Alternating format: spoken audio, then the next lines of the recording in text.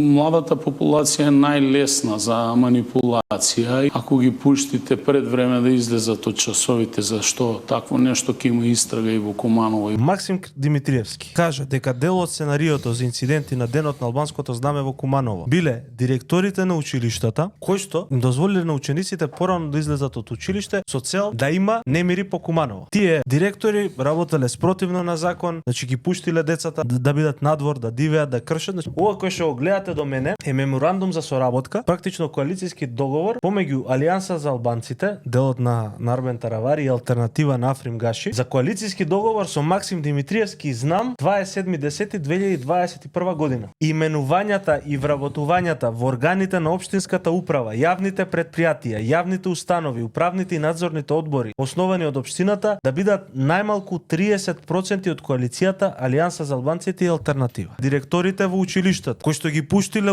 учениците во Куманово, порано го напуштат школскиот час, за да прават инциденти во Куманово, се од коалицијскиот партнер ВЛЕН. Кој сега организирал дестабилизација на оваа држава? ДУИ или ВЛЕН? Дополнително имаме сериозна информација дека заменик началникот, кој што е албанец, кој што е од ВЛЕН во Куманово, бил предупреден дека почнуваат инциденти и дека толпа на млади луѓе се подготвува да прави инциденти. Одговорот од прва рака бил нека почне трета светска војна, не ми е гајле.